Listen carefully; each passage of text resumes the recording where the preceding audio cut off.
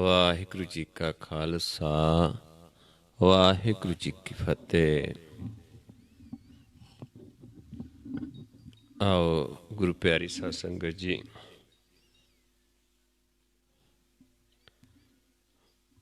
ਆਓ ਸੰਗਤ ਰੂਪ ਦੇ ਵਿੱਚ ਜੁੜ ਬੈਠ ਕੇ ਆਪਾਂ ਸਤਿਗੁਰਾਂ ਦੀ ਬਾਣੀ ਦੀ ਵਿਚਾਰ ਕਰੀਏ, ਸਤਿਗੁਰਾਂ ਦੇ ਉਪਦੇਸ਼ ਨੂੰ ਸਮਝੀਏ ਤੇ ਕਮਾਉਣ ਦੀ ਕੋਸ਼ਿਸ਼, ਮੰਨ ਕੇ ਕਮਾਉਣ ਦੀ ਕੋਸ਼ਿਸ਼ ਕਰੀਏ। ਆਪਾਂ ਵਿਚਾਰ ਰਹੇ ਸੀ ਸਤਿਗੁਰਾਂ ਦੀ ਬਾਣੀ, ਗੌੜੀ ਗੁਆਰੇਰੀ ਮਹੱਲਾ ਪੰਜਵਾਂ।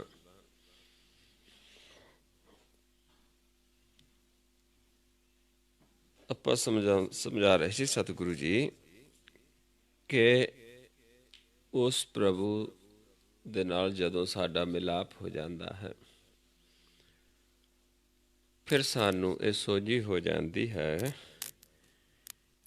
ਕਿ ਸਾਰਾ ਕਾਸੇ ਦਾ ਜੋ ਮਾਲਕ ਹੈ, ਜੋ ਦਾਤਾ ਹੈ, ਪਰਮੇਸ਼ਰ ਹੈ, ਉਹ ਆਪ ਹੈ ਤੇ ਉਹੀ ਸਾਰਾ ਕੁਛ ਕਰਨ ਵਾਲਾ ਹੈ। ਜਿਸ ਬਾਰੇ ਆਪਾਂ ਵਿਚਾਰ ਰਹੇ ਸੀ, ਸਭ ਕਿਛ ਤੇਰਾ ਤੂੰ ਕਰਨਾ ਹਰ, ਅੰਤ ਨਾ ਹੀ ਕਿਛ ਪਾਰਾਵਾਰ। ਕੋਈ ਅੰਤ ਨਹੀਂ ਹੈ, ਕੋਈ ਪਾਰਾਵਾਰ ਨਹੀਂ ਹੈ। ਦਾਸ ਆਪਣੇ ਕੋ ਦੀਜੈ ਦਾਨ, ਕਬੂ ਨਾ ਬਿਸਰੈ ਨਾਨਕ ਨਾਮ। ਤੇ ਆਪਣੇ ਦਾਸ ਨੂੰ, ਆਪਣੇ ਜਨ ਨੂੰ ਫਿਰ ਆਪ ਇਹ ਦਾਨ ਦਿੰਦਾ ਹੈ ਨਾਮ ਦਾ। ਫਿਰ ਨਾਮ ਕਦੇ ਵੀ ਵਿਸਰਦਾ ਨਹੀਂ ਹੈ। ਪਰ ਸਾਰਾ ਕੁਛ ਉਸ ਪ੍ਰਭੂ ਦੇ ਆਪਣੇ ਵੱਸ ਹੈ, ਸਾਡੇ ਜੀਵਾਂ ਦੇ ਆਪਣੇ ਵੱਸ ਨਹੀਂ ਹੈ। ਆਪਣੇ ਵੱਸ ਕੀ ਹੈ ਕਿ ਆਪਾਂ ਸੰਗਤ 'ਚ ਜਾ ਕੇ ਗੁਰ ਦਾ ਗਿਆਨ ਲੈ ਕੇ ਉਸ ਨੂੰ ਆਪਾਂ ਕਮਾ ਸਕਦੇ ਹਾਂ, ਮਨ ਵਿੱਚ ਵਸਾ ਸਕਦੇ ਹਾਂ। ਉਸ ਪ੍ਰਭੂ ਦੇ ਦਰ 'ਤੇ ਬੈਠ ਕੇ ਉਸ ਦੀ ਆਸ ਰੱਖ ਕੇ ਧਿਆ ਸਕਦੇ ਹਾਂ।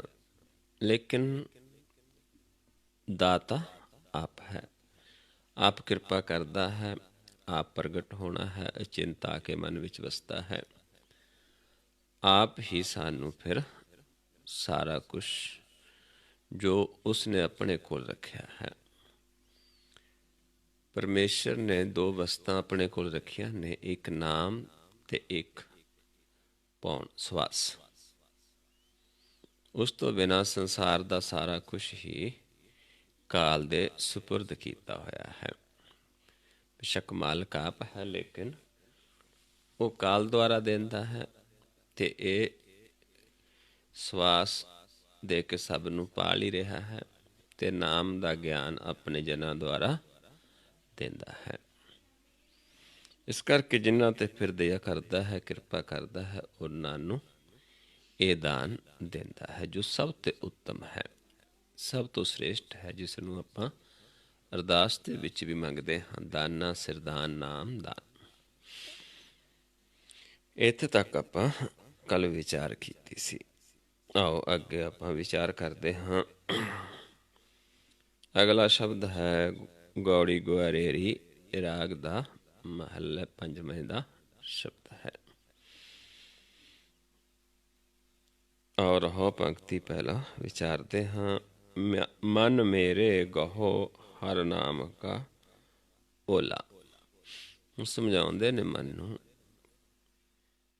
ਕਿ ਹੇ ਮੇਰੇ ਮਨ, ਤੂੰ ਨਾਮ ਦਾ ਆਸਰਾ ਲੈ, ਨਾਮ ਦੀ ਓਟ ਲੈ, ਨਾਮ ਦਾ ਓਲਾ ਲੈ। ਤੁਝੇ ਨਾ ਲਾਗੈ ਤਾਤਾ ਝੋਲਾ। ਫਿਰ ਤੈਨੂੰ ਕਦੇ ਵੀ ਤੱਤੀ ਵਾਰ ਨਹੀਂ ਲੱਗੇਗੀ, ਤੈਨੂੰ ਦੁੱਖ ਨਹੀਂ ਲੱਗੇਗਾ, ਤੈਨੂੰ ਕਦੇ ਖੁਸ਼ੀ ਗਮੀ ਦਾ ਦੁੱਖ ਨਹੀਂ ਲੱਗੇਗਾ। ਕਿਉਂਕਿ ਨਾਮ ਦੇ ਵਿੱਚ ਜਦੋਂ ਮਨ ਸਮਾ ਜਾਂਦਾ ਹੈ ਤੇ ਫਿਰ ਮਨ ਸਦਾ ਆਨੰਦ ਦੇ ਵਿੱਚ ਰਹਿੰਦਾ ਹੈ। ਦੁੱਖ ਸੁੱਖ ਆਉਂਦੇ ਨੇ, ਹਰ ਇੱਕ ਨੂੰ ਆਉਂਦੇ ਨੇ, ਲੇਕਿਨ ਫਿਰ ਸਾਨੂੰ ਪਤਾ ਚੱਲਦਾ ਹੈ ਕਿ ਉਸ ਪ੍ਰਭੂ ਦੀ ਰਜ਼ਾ ਦੇ ਵਿੱਚ ਹੀ ਹੁੰਦਾ ਹੈ।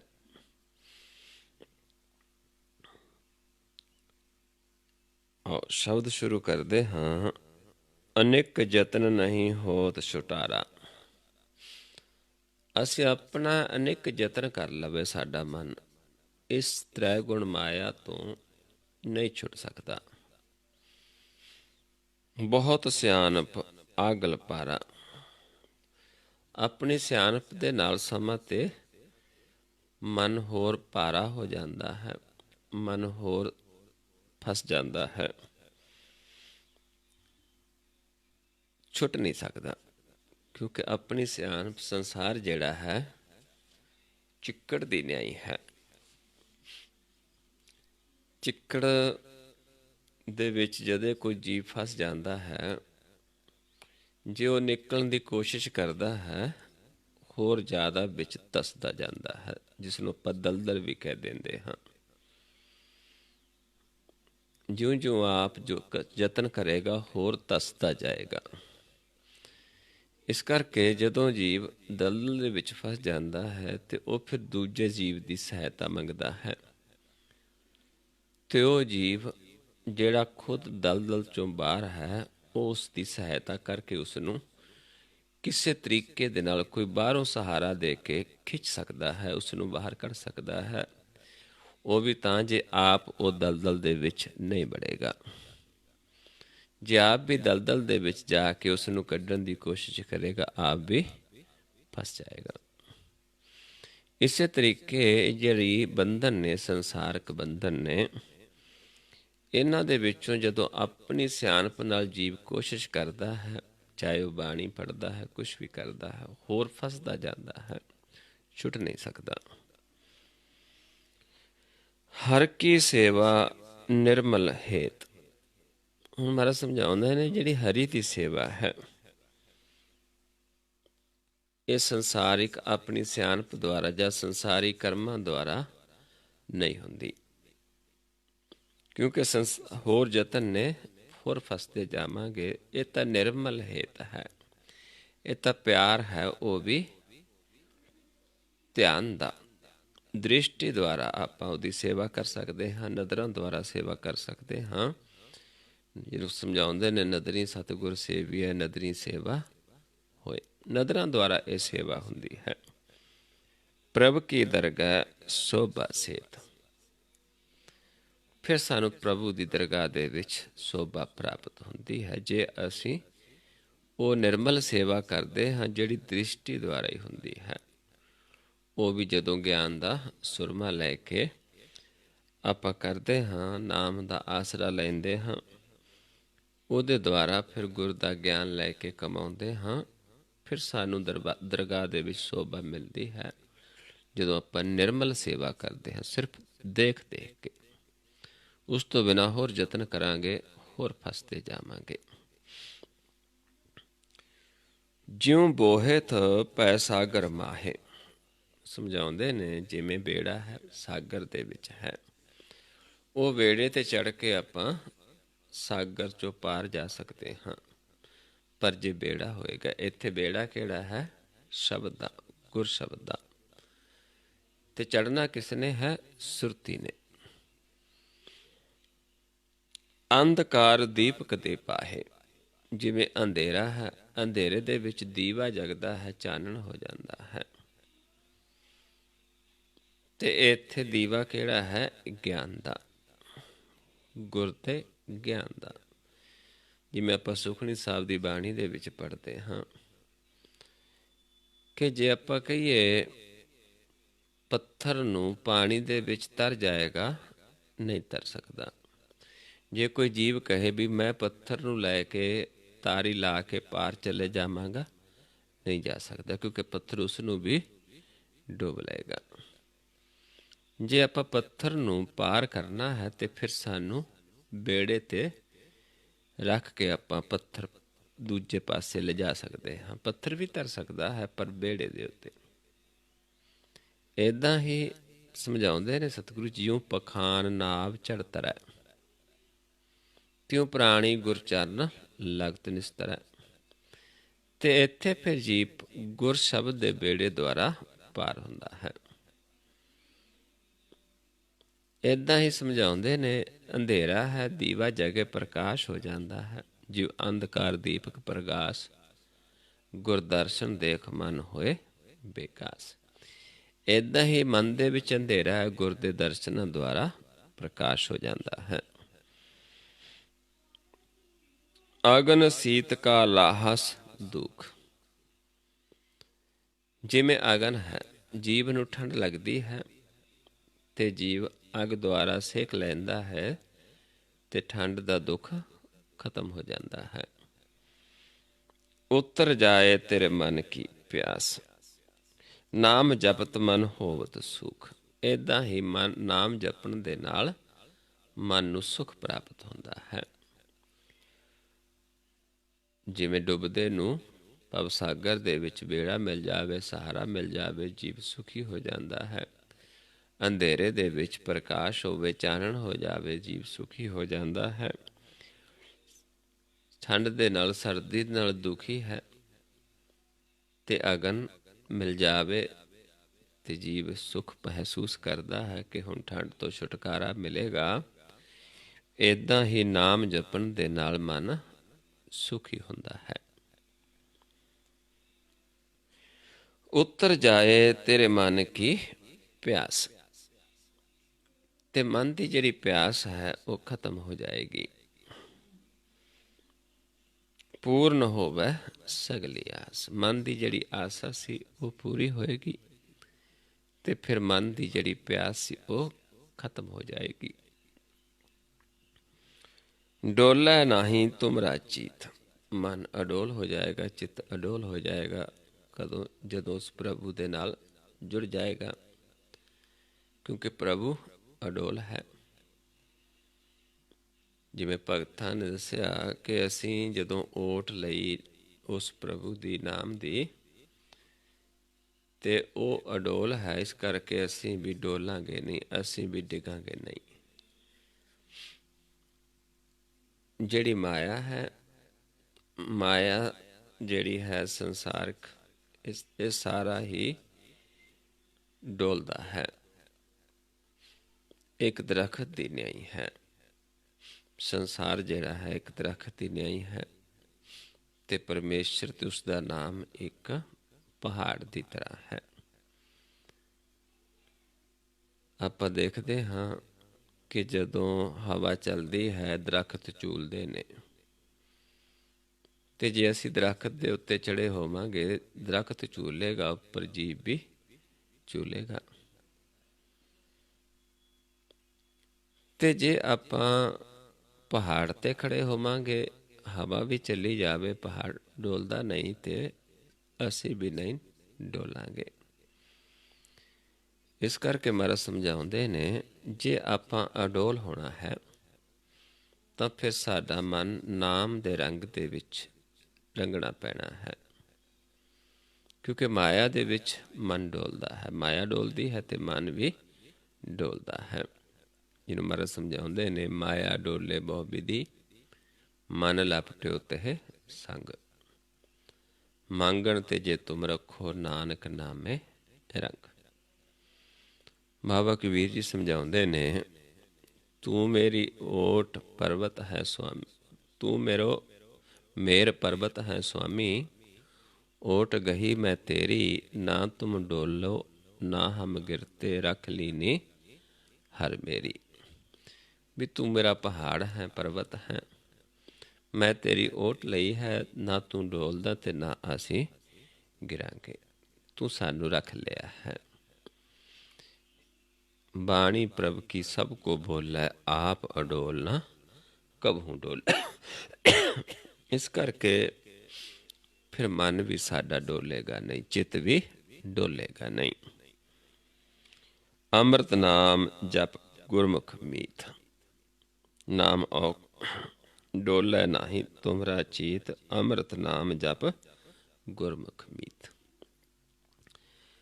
ਫਿਰ ਗੁਰਮੁਖ ਦੇ ਕੋਲ ਜਾ ਕੇ ਜਦੋਂ ਆਪਾਂ ਇਹ ਨਾਮ ਦੀ ਸੋਝੀ ਲਵਾਂਗੇ, ਕਿਉਂਕਿ ਉਹ ਸਾਨੂੰ ਦੱਸਣਗੇ ਵੀ ਕਿਵੇਂ ਆਪਾਂ ਉਸ ਨੂੰ ਧਿਆਉਣਾ ਹੈ, ਉਹ ਬੋਲ ਕੇ ਦੱਸਣਗੇ ਤੇ ਆਪਾਂ ਉਹਨਾਂ ਤੋਂ ਜਦੋਂ ਸੁਣਾਂਗੇ, ਸੁਣ ਕੇ ਮੰਨਾਂਗੇ, ਫਿਰ ਮਨ ਜਿਹੜਾ ਹੈ ਅਡੋਲ ਵੀ ਹੋਏਗਾ, ਇਹਦੀ ਆਸਾ ਪੂਰੀ ਹੋਏਗੀ ਤੇ ਇਸ ਦੇ ਮਨ ਦੀ ਪਿਆਸ ਖਤਮ ਹੋ ਜਾਏਗੀ।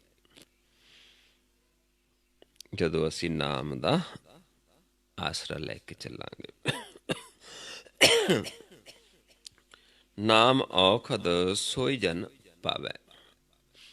ਹੁਣ ਨਾਮ ਜਿਹੜਾ ਹੈ ਔਖਦ ਹੈ, ਦਵਾਈ ਹੈ।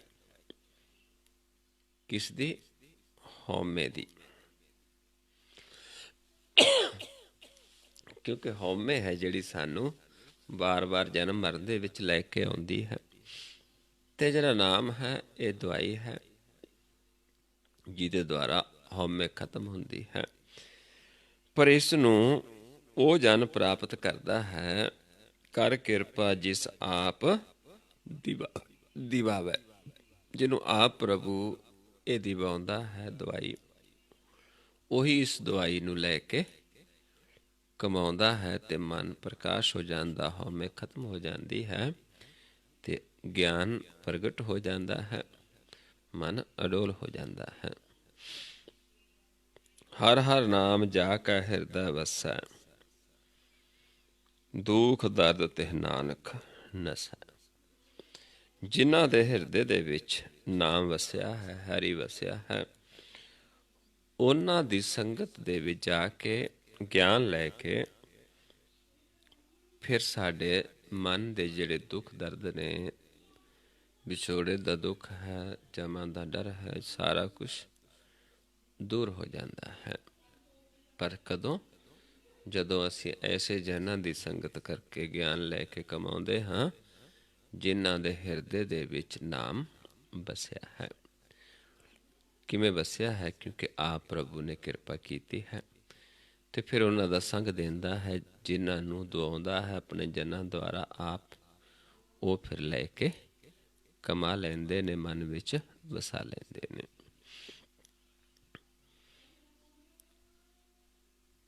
ਫਿਰ ਮਨ ਸਾਡਾ ਨਿਰਮਲ ਸੇਵਾ ਕਰਦਾ ਹੈ, ਗਿਆਨ ਦਾ ਸੁਰਮਾ ਨੇਤਰਾਂ ਦੇ ਵਿੱਚ ਪਾ ਕੇ।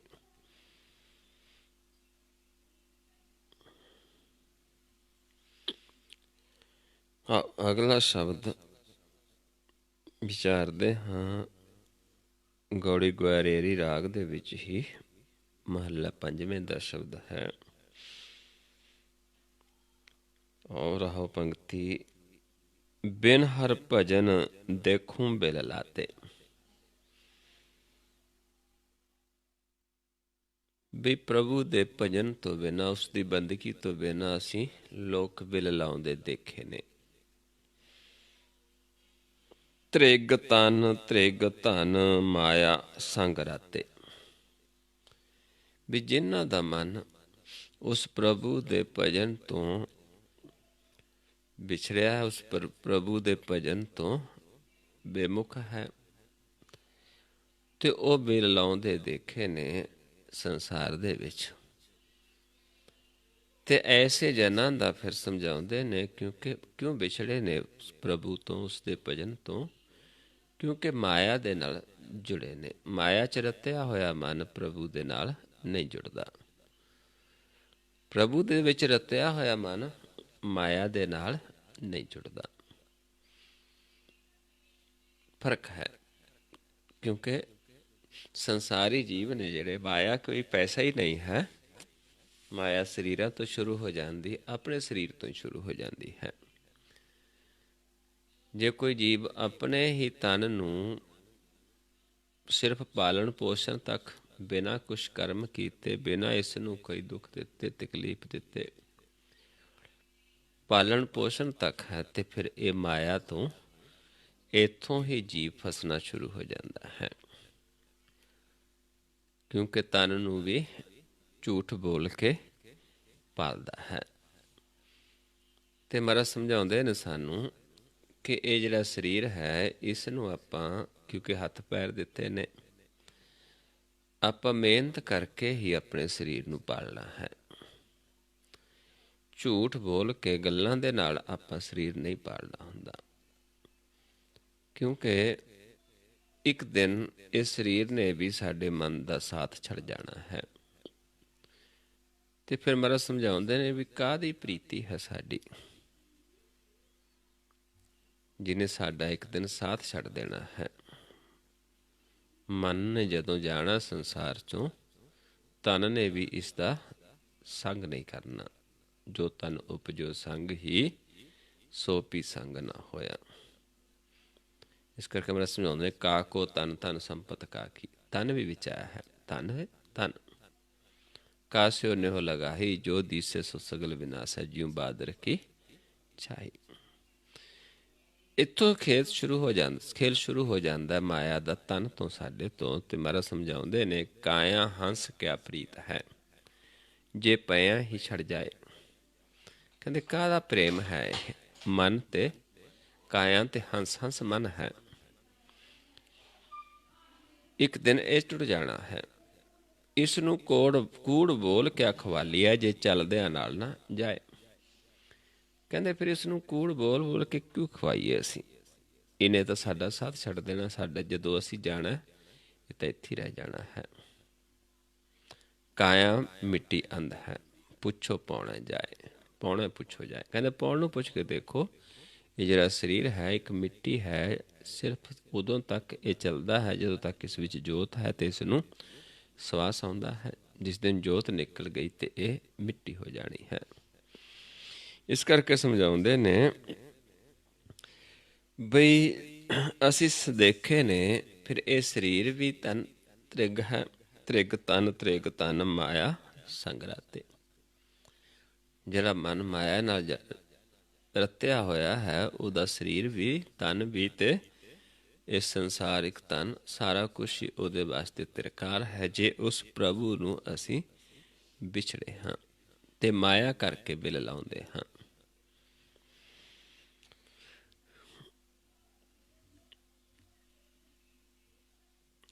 ਆਓ ਸ਼ਬਦ ਸ਼ੁਰੂ ਕਰਦੇ ਹਾਂ। ਬਹੁਤ ਦਰਬ ਕਰ ਮਨ ਨਾ ਆਗਾਨਾ।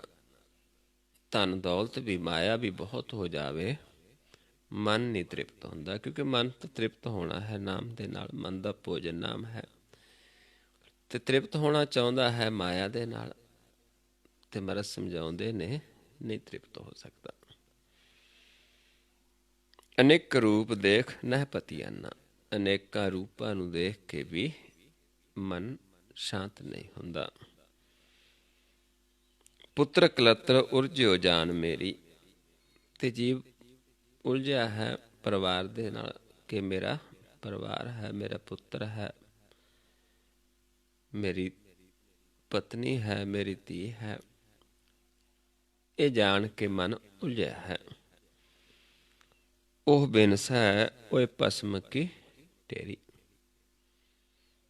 ਤੇ ਇੱਕ ਦਿਨ ਇਹ ਸਾਰਾ ਕੁਛ ਵਿਨਸ ਜਾਣਾ ਹੈ, ਕਿਉਂਕਿ ਢੇਰੀ ਹੈ, ਭਸਮ ਦੀ ਢੇਰੀ ਹੋ ਜਾਣੀ। ਜਿਸ ਦਿਨ ਇਸ ਚੋਂ ਜੋਤ ਨਿਕਲ ਜਾਣੀ ਹੈ ਤੇ ਇਸ ਨੇ ਨਾਸ ਹੋ ਜਾਣਾ ਹੈ।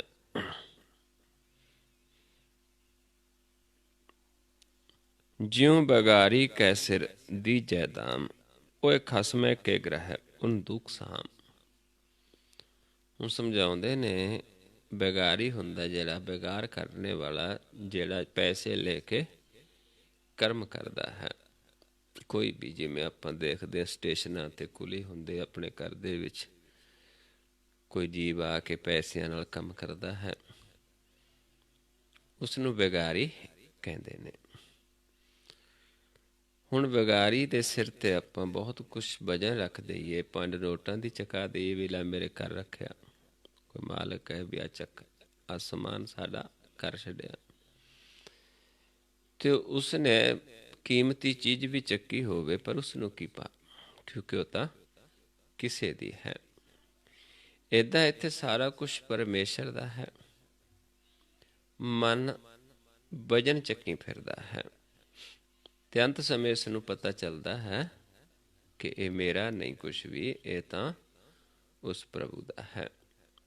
ਲੇਕਿਨ ਇੱਥੇ ਭਰਮ ਦੇ ਵਿੱਚ ਪਿਆ ਹੋਇਆ ਹੈ। ਇਸ ਕਰਕੇ ਮੇਰਾ ਸਮਝਾਉਂਦੇ ਨੇ ਕਿ ਮਨ ਦੁੱਖ ਸਹਿੰਦਾ ਹੈ, ਕਿਉਂਕਿ ਜੋ ਵੀ ਹੈ ਮਾਲਕ ਆਪ ਪਰਮੇਸ਼ਰ ਹੈ।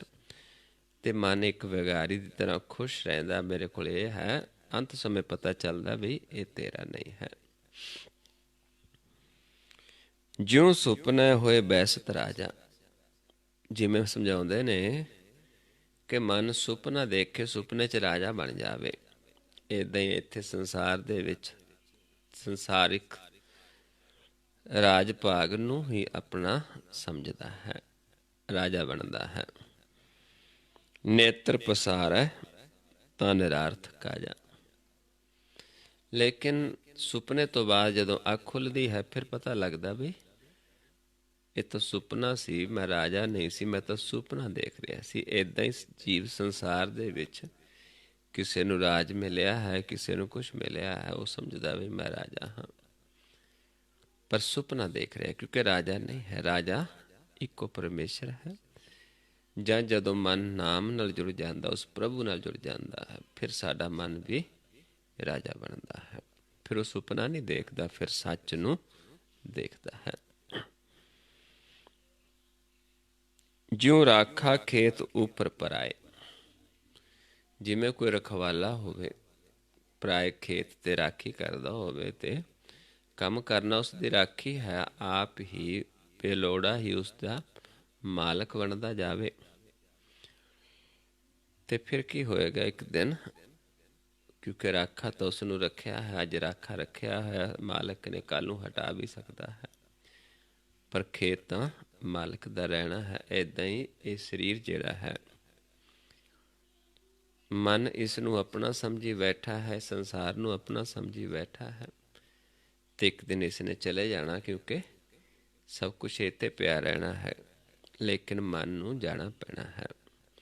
ਇਸ ਕਰਕੇ ਭਰਮ ਦੇ ਵਿੱਚ ਹੈ, ਖੇਤ ਖਸਮ ਕਾ ਰਾਖਾ ਉੱਠ ਜਾਏ। ਉਦਾਹਰਨਾਂ ਦਿੱਤੀਆਂ ਨੇ ਸਾਡੇ ਮਨ ਨੂੰ, ਕਿ ਮਨ ਕਿਵੇਂ ਭਰਮ 'ਚ ਪੈ ਕੇ ਇਹ ਕਰ ਰਿਹਾ ਹੈ, ਵਜਨ ਉਠਾਈ ਫਿਰਦਾ ਹੈ, ਆਪਣੇ ਆਪ ਨੂੰ ਰਾਜਾ ਸਮਝਦਾ ਹੈ, ਲੇਕਿਨ ਅਸਲੀਅਤ ਦੇ ਵਿੱਚ ਰਾਜਾ ਕੌਣ ਹੈ? ਆਪ ਪਰਮੇਸ਼ਰ ਹੈ। ਤੁਮ ਹੋ ਸਭ ਰਾਜਨ ਕੇ ਰਾਜਾ। ਜਿਨ੍ਹਾਂ ਜਾਣਿਆ ਉਹਨਾਂ ਦੱਸਿਆ ਕਿ ਮੈਂ ਤਾਂ ਗਰੀਬ ਸੀ, ਤੂੰ ਮੈਨੂੰ ਨਿਵਾਜ ਦਿੱਤਾ, ਤੂੰ ਤਾਂ ਸਾਰੇ ਰਾਜਿਆਂ ਦੇ ਉੱਪਰ ਰਾਜਾ ਹੈ, ਆਪਣਾ ਆਪ ਗਰੀਬ ਨਿਵਾਜਾ।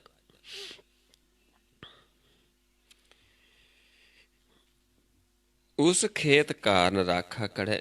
ਕਹਿੰਦੇ ਜੀਵ ਦੁਖੀ ਹੁੰਦਾ ਹੈ, ਹੈ ਰਾਖਾ, ਲੇਕਿਨ ਲੜਦਾ ਹੈ ਲੋਕਾਂ ਦੇ ਨਾਲ, ਦੁਖੀ ਹੁੰਦਾ ਹੈ। ਤਿਸ ਕੈ ਪਾਲੇ ਕਛੂ ਨਾ ਪੜੈ। ਪਰ ਉਸਦੇ ਪੱਲੇ ਕੁਛ ਨਹੀਂ ਪੈਣਾ, ਕਿਉਂਕਿ ਤਾਂ ਰਾਖਾ ਹੈ, ਮਾਲਿਕ ਥੋੜ੍ਹਾ ਹੈ। ਬਿਨਾਂ ਮਤਲਬ ਤੇ ਹੀ ਉਸ ਦੇ ਬਾਰੇ ਲੋਕਾਂ ਨਾਲ ਲੜੇ, ਜਾਂ ਕੁਛ ਹੋਰ ਕਰਦਾ ਹੈ, ਜਾਂ ਸੋਚਦਾ ਹੈ, ਦੁਖੀ ਹੁੰਦਾ ਹੈ। ਇਹ ਤਾਂ ਰਾਖਾ ਹੈ, ਖੇਤ ਨਹੀਂ ਉਸਦਾ। ਇੱਦਾਂ ਹੀ ਉਹਦੇ ਪੱਲੇ ਕੁਛ ਨਹੀਂ ਪੈਣਾ ਹੁੰਦਾ। ਇੱਦਾਂ ਹੀ ਸਾਡਾ ਮਨ ਜਿਹੜਾ ਹੈ ਦੁਖੀ ਹੁੰਦਾ ਹੈ, ਇਸ ਸੰਸਾਰ ਦੇ ਵਿੱਚ ਆ ਕੇ ਆਪਣਾ ਸਮਝਦਾ ਹੈ, ਲੇਕਿਨ ਅੰਤ ਸਮੇਂ ਇਸ ਦੇ ਕੋਲ ਕੁਛ ਵੀ ਨਹੀਂ ਜਾਂਦਾ, ਕਿਉਂਕਿ ਪਰਾਈ ਨੂੰ ਆਪਣੀ ਸਮਝਦਾ ਹੈ। ਜੋ ਆਪਣਾ ਹੈ ਉਸ ਨੂੰ ਭੁੱਲਿਆ ਹੈ, ਤੇ ਜੋ ਪਰਾਈ ਹੈ ਉਸ ਨੂੰ ਆਪਣੀ ਸਮਝਦਾ ਹੈ। ਜੋ ਸੱਚ ਹੈ ਉਸ ਨੂੰ ਭੁੱਲਿਆ ਹੈ, ਝੂਠ ਦੇ ਨਾਲ ਜੁੜਿਆ ਹੈ। ਰਤਨ ਨਾਮ ਹੈ, ਉਸ ਨੂੰ ਛੱਡਿਆ ਹੈ, ਕੌਡੀ ਦੇ ਨਾਲ ਰਚਿਆ ਹੈ। ਰਤਨ ਤਿਆਗ ਕੌਡੀ ਸੰਗ ਰਚੈ, ਸਾਚ ਛੋੜ ਝੂਠ ਸੰਗ ਮਚੈ। ਜੋ ਛੱਡਣਾ ਸੋ ਅਸਥਿਰ ਕਰ ਮਾਨੈ, ਜੋ ਹੋਵਨ ਸੋ ਦੂਰ ਪਰਾਨੈ। ਜੋ ਹੈਗਾ ਅਸਲੀ ਸਾਡਾ, ਉਸ ਨੂੰ ਦੂਰ ਸਮਝਦਾ ਹੈ, ਜਿਸ ਨੂੰ ਛੱਡ ਕੇ ਜਾਣਾ ਉਸ ਨੂੰ ਥਿਰ ਮੰਨਦਾ ਹੈ। ਇਸ ਕਰਕੇ ਸਮਝਾਉਂਦੇ ਨੇ, ਪਰ ਅੰਤ ਸਮੇਂ ਇਸ ਨੂੰ ਕੁਛ ਵੀ ਨਹੀਂ ਮਿਲਦਾ। ਜਿਸ ਕਾ ਰਾਜ ਤਿਸੇ ਕਾ ਸੁਪਨਾ। ਮਤਲਬ ਸਮਝਾਉਂਦੇ ਨੇ ਵੀ ਰਾਜ ਉਸ ਪ੍ਰਭੂ ਦਾ ਹੈ, ਉਸੇ ਵੱਲੋਂ ਹੀ ਸਾਨੂੰ ਇਹ ਸੁਪਨੇ ਦੇ ਵਿੱਚ ਸੁਲਾਇਆ ਗਿਆ ਹੈ। ਮਾਇਆ ਦੇ ਵਿੱਚ ਸੁਲਾਇਆ ਕਿਸ ਨੇ ਹੈ? ਆਪ ਪ੍ਰਭੂ ਨੇ। ਇਹ ਸੁਪਨਾ ਦਿਖਾਉਣ ਵਾਲਾ ਕੌਣ ਹੈ? ਆਪ ਹੀ, ਕਿਉਂਕਿ ਸੰਸਾਰ ਸੁਪਨਾ ਹੈ, ਉਸੇ ਦਾ ਸੰਸਾਰ ਸਾਜਿਆ ਹੈ ਜੋ ਸੁਪਨੇ ਦੀ ਨਿਆਈ ਹੈ। ਜਿਉਂ ਸੁਪਨਾ ਰਪੇਖਣਾ ਐਸੇ ਜਗ ਕੋ ਜਾਣ। ਉਸ ਨੇ ਸੰਸਾਰ ਪੈਦਾ ਕੀਤਾ, ਮਨ ਨੂੰ ਸਲਾਇਆ ਹੈ, ਸੁਪਨਾ ਦਿਖਾ ਰਿਹਾ ਹੈ। ਜਿਨ ਮਾਇਆ ਦੀਨੀ ਤਿਨ ਲਾਈ ਤ੍ਰਿਸ਼ਨਾ। ਜਿਹਨੇ ਮਾਇਆ ਦਿੱਤੀ, ਮਨ ਨੂੰ ਸਰੀਰ ਦਿੱਤਾ, ਇਹਦੇ ਦੁਆਰਾ ਹੋਰ ਵਸਤਾਂ ਦਿੱਤੀਆਂ ਨੇ, ਤੇ ਉਸਨੇ ਤ੍ਰਿਸ਼ਨਾ ਵੀ ਪੈਦਾ ਕੀਤੀ ਹੈ। ਆਪ ਬਿਨਾਹੇ ਆਪ ਕਰੇ ਰਾਸ। ਫਿਰ ਆਪ ਹੀ ਦਇਆ ਕਰਦਾ ਹੈ ਸਾਡੇ ਤੇ, ਆਪ ਹੀ ਸਾਨੂੰ ਇਹਦੇ ਵਿੱਚੋਂ ਕੱਢ ਲੈਂਦਾ ਹੈ। ਨਾਨਕ ਪ੍ਰਭ ਆਗੈ ਅਰਦਾਸ। ਜਿਹੜੇ ਜੀਵ ਉਸ ਪ੍ਰਭੂ ਦੀ ਸ਼ਰਨ ਦੇ ਵਿੱਚ ਜਾਂਦੇ ਨੇ, ਉਹਦੇ ਜਨਾਂ ਦੇ ਕੋਲ ਜਾਂਦੇ ਨੇ, ਕਿਉਂਕਿ ਕਿੱਥੇ ਵਸਦਾ ਪ੍ਰਭੂ? ਸੰਗਤ ਦੇ ਵਿੱਚ, ਸੱਚੀ ਸੰਗਤ ਦੇ ਵਿੱਚ, ਸਾਧ ਸੰਗਤ ਦੇ ਵਿੱਚ ਆਪ ਵਸਦਾ ਹੈ। ਆਪਣੇ ਜਨਾਂ ਦੇ ਹਿਰਦੇ ਵਿੱਚ ਵਸਦਾ ਹੈ, ਆਪਣੇ ਜਨਾਂ ਦੀ ਰਸਨਾ ਤੋਂ ਬੋਲਦਾ ਹੈ। ਜਦੋਂ ਜੀਵ ਜਾ ਕੇ ਫਿਰ ਬੇਨਤੀ ਕਰਦਾ ਹੈ, ਜਨਾਂ ਦੇ ਕੋਲੋਂ ਗਿਆਨ ਲੈਂਦਾ ਹੈ, ਫਿਰ ਉਹ ਜੀਵ ਗਿਆਨ ਲੈ ਕੇ ਫਿਰ ਇਸ ਤੋਂ ਛੁੱਟ ਸਕਦਾ ਹੈ। ਫਿਰ ਆਪ ਸਾਨੂੰ ਉਹ ਨਾਮ ਰਾਸ ਦਿੰਦਾ ਹੈ, ਆਪ ਹੀ ਇਸ ਮਾਇਆ ਦਾ ਤੋਂ ਮਨ ਨੂੰ ਕੱਢ ਲੈਂਦਾ ਹੈ, ਇਸ ਮਾਇਆ ਦਾ ਭਰਮ ਦਾ ਵਿਨਾਸ਼ ਕਰ ਦਿੰਦਾ ਹੈ। ਆਪਣੇ ਆਪ ਆਪਾਂ ਨਹੀਂ ਕਰ ਸਕਦੇ। ਇਸ ਕਰਕੇ ਸਮਝਾਉਂਦੇ ਨੇ ਕਿ ਆਪਾਂ ਕੀ ਕਰਨਾ ਹੈ? ਆਪਾਂ ਹਰੀ ਦਾ ਭਜਨ ਕਰਨਾ ਹੈ, ਕਿਉਂਕਿ ਹਰੀ ਦੇ ਭਜਨ ਤੋਂ ਬਿਨਾਂ ਜੀਵ ਸੁਖੀ ਨਹੀਂ ਹੋ ਸਕਦਾ। ਜਿਨ੍ਹਾਂ ਨੂੰ ਬਾਣੀ ਵਿਸਰ ਜਾਂਦੀ ਹੈ, ਉਹ ਪੱਕੇ ਰੋਗੀ ਹੁੰਦੇ, ਬਿਲ ਲਾਉਂਦੇ ਨੇ। ਜੈ ਤਨ ਬਾਣੀ ਵਿਸਰ ਜਾਏ, ਜੂ ਪੱਕਾ ਰੋਗੀ ਬਿਲ ਲਾਏ। ਬਹੁਤਾ ਬੋਲਣ ਚੱਖਣ ਹੋਏ, ਬਿਨ ਬੋਲੇ ਜਾਣੇ ਸਭ ਸੋਏ। ਇਸ ਕਰਕੇ ਸਮਝਾਉਂਦੇ ਨੇ, ਬਿਲ ਲਾਉਂਦੇ ਨੇ, ਬਹੁਤ ਮੰਗਦੇ ਨੇ, ਚੱਖ ਮਾਰਦੇ ਨੇ, ਪਰ ਪਤਾ ਨਹੀਂ ਉਹਨਾਂ ਜੀਵਾਂ ਨੂੰ ਕਿ ਸਾਡੇ ਬੋਲਣ ਦੇ ਨਾਲ ਨਹੀਂ, ਕਿਉਂਕਿ ਉਹ ਤਾਂ ਬਿਨ ਬੋਲਿਆ ਜਾਣਦਾ ਹੈ। ਜਿਹਨੇ ਜੇਬਾ ਕਦੋਂ ਬੋਲਦੀ ਹੈ? ਕਿਸ ਦੀ ਦਿੱਤੀ ਹੋਈ? ਉਸ ਪ੍ਰਭੂ ਦੀ। ਜਿਨ ਕੰਨ ਕੀਤੇ ਅੱਖੀ ਨਾਕ, ਜਿਨ ਜੇਬਾ ਦਿੱਤੀ ਬੋਲੇ ਤਾਤ, ਜਿਨ ਮਨ ਰਾਖਿਆ ਅਗਨੀ ਪਾਹੇ, ਬਾਜੇ ਪਵਨ ਆਖੇ ਸਭ ਜਾਏ। ਜੇਤਾ ਮੋਹ ਪ੍ਰੀਤ ਸਵਾਦ, ਜਿੰਨਾ ਵੀ ਇੱਥੇ ਮੋਹ ਹੈ, ਸੰਸਾਰ ਦੇ ਨਾਲ ਪ੍ਰੀਤ ਹੈ, ਮਨ ਸਵਾਦਾਂ ਦੇ ਵਿੱਚ ਫਸਿਆ ਹੋਇਆ ਹੈ, ਇਹ ਸਾਰੇ ਮਨ ਦੇ ਵਾਸਤੇ ਕਾਲਖ ਹੈ। ਜੇਤਾ ਮੋਹ ਪ੍ਰੀਤ ਸਵਾਦ ਸਭ ਹੈ ਕਾਲਖ, ਦਾਗਾਂ ਦਾਗ। ਦਾਗ ਦੋਸ਼ ਮੋਹ ਚਲਿਆ ਲਾਏ, ਦਰਗਹਿ ਬੈਸਣ ਨਾਹੀ ਜਾਏ। ਜੇ ਇਤਨਾ ਹੀ ਆਪਾਂ ਮਨ ਨੂੰ ਕਾਲਖ ਲੱਗੀ, ਦੋਸ਼ ਲੱਗੇ ਨੇ, ਦਾਗ ਲੱਗੇ ਨੇ, ਇੱਦਾਂ ਚਲੇ ਗਏ, ਦਰਗਾਹ ਦੇ ਵਿੱਚ ਵਾਸਾ ਨਹੀਂ ਹੋ ਸਕਦਾ। ਕਿਉਂਕਿ ਉੱਥੇ ਕਿਸ ਦਾ ਵਾਸਾ ਹੋਣਾ ਹੈ? ਨਿਰਮਲ ਮਨ ਦਾ। ਉਹ ਨਿਰਮਲ ਮਨ ਕਿਵੇਂ ਹੋਣਾ ਹੈ? ਨਾਮ ਦੁਆਰਾ। ਤੇ ਨਾਮ ਦਾ ਗਿਆਨ ਕੌਣ ਦਿੰਦਾ ਹੈ? ਜਿਨ੍ਹਾਂ ਨੂੰ ਆਪ ਪ੍ਰਭੂ ਕਰਮ ਦੇ ਵਿੱਚ ਲਾਉਂਦਾ ਹੈ, ਉਹ ਉਸ ਦੇ ਨਾਮ ਬਾਰੇ ਸਾਨੂੰ ਗਿਆਨ ਦਿੰਦੇ ਨੇ। ਉਹ ਆਖਦੇ ਨੇ, ਫਿਰ ਆਪਾਂ ਤਰ ਸਕਦੇ ਹਾਂ। ਕਰਮ ਮਿਲੈ ਆਖਣ ਤੇਰਾ ਨਾਉ, ਜਿਤ ਲਗ ਤਰਨਾ ਹੋਰ ਨਾਹੀ ਥਾਉ। ਸਿਰਫ ਉੱਥੇ ਜਾ ਕੇ ਤਰ ਸਕਦੇ ਹਾਂ, ਹੋਰ ਕੋਈ ਥਾਂ ਨਹੀਂ। ਕਿਉਂਕਿ ਜੇ ਉਸ ਪ੍ਰਭੂ ਨੇ ਕਰਮ 'ਚ ਨਹੀਂ ਲਾਇਆ ਜੀਵ ਨੂੰ, ਉਹਦੇ ਨਾਮ ਬਾਰੇ ਆਖ ਨਹੀਂ ਸਕਦਾ। ਉਸ ਦਾ ਦਿੱਤਾ ਬਚਨ ਅੱਗੇ ਚੱਲੇਗਾ ਨਹੀਂ ਦਰਗਾਹ ਦੇ ਵਿੱਚ। ਅਤੇ ਜਿਨ੍ਹਾਂ ਨੂੰ ਕਰਮ 'ਚ ਲਾਇਆ ਹੈ, ਉਹਨਾਂ ਦਾ ਦਿੱਤਾ ਬਚਨ ਦਰਗਾਹ ਦੇ ਵਿੱਚ ਪ੍ਰਵਾਨ ਹੁੰਦਾ ਹੈ।